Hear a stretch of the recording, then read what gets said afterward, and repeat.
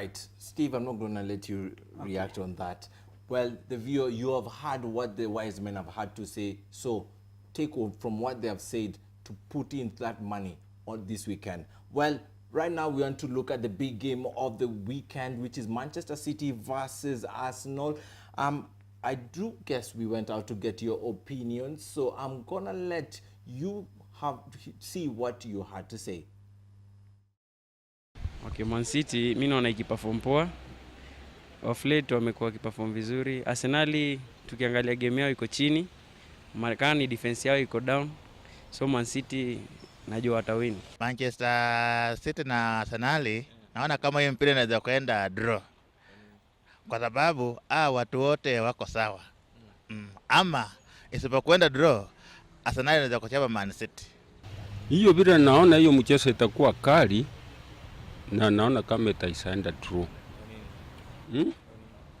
Bila najua Manchester inaielewa kutoka mbele na Arsenal hapo vile ilikuanga.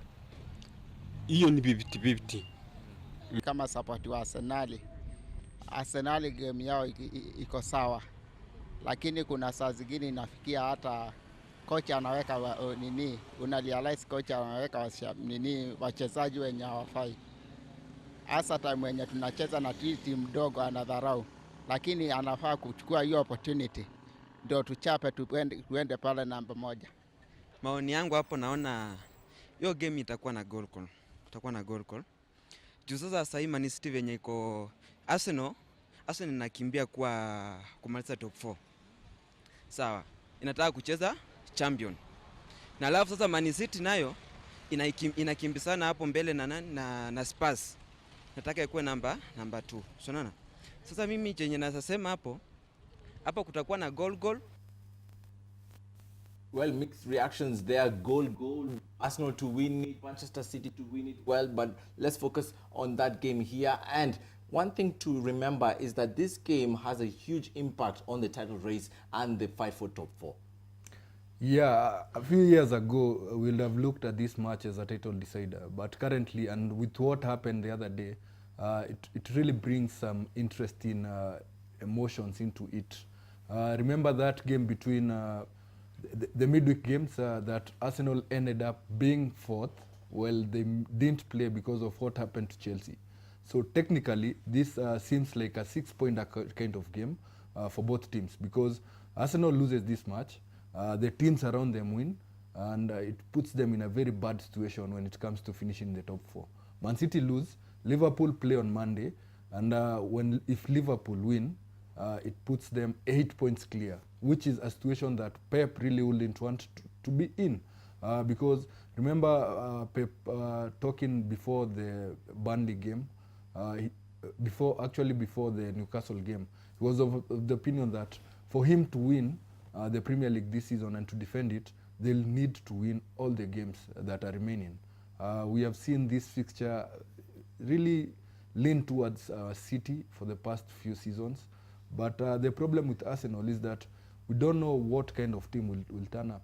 It could be that Chelsea team, that team that played against Chelsea, or it could be that team that played against Liverpool, that really sealed their own fate before even the halftime.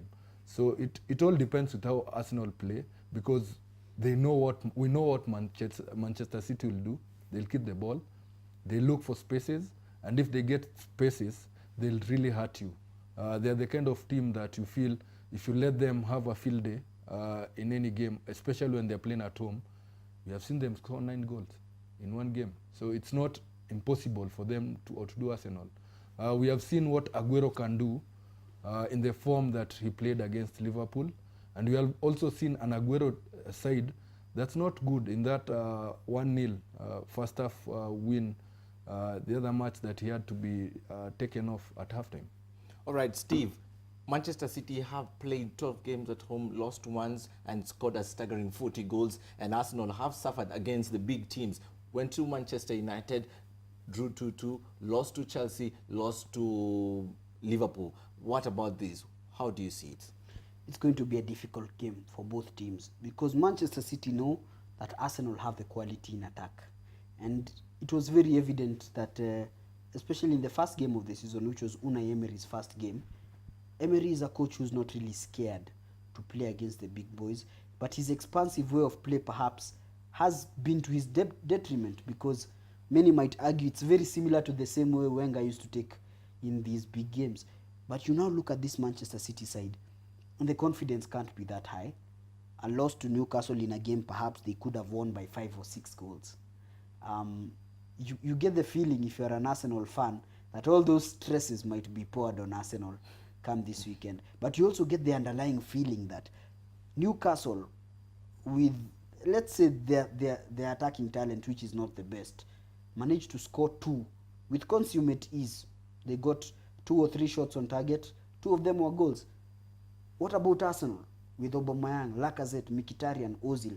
It means that if Arsenal are clinical, perhaps if Arsenal borrow a leaf from the performance Manchester United did against them last Friday at the Emirates, they might get away with something. Because as I had been saying earlier before, in a prior discussion, Manchester City, if they don't score against you in the first half, or in the first 40-45 minutes, they start getting a bit frustrated, they start getting a bit impatient, they start forcing the moves instead of building up from the back.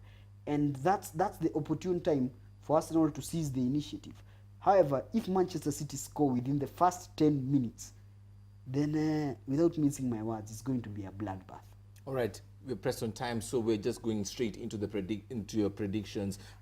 Manchester City have an odd of 1.33, a draw goes for 6.00, and Arsenal 9. Well, the bookies there have it that a draw is more possible than Arsenal winning. But what do you say, Onesimus? I will be very brave with this one. I'll say X2. X2? Yes. X2? Yes. That's a high bet. Okay, so for me, I'll say GG. I'll play safe because I know Arsenal have the quality to score, but I don't know if they have the quality to win.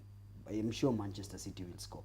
all right, Steve settles for a GG in that game, and Onesma settles for an X2. That is a draw or win for Arsenal. Well, pleasure having you as our company tonight, and till next time, bye-bye for now.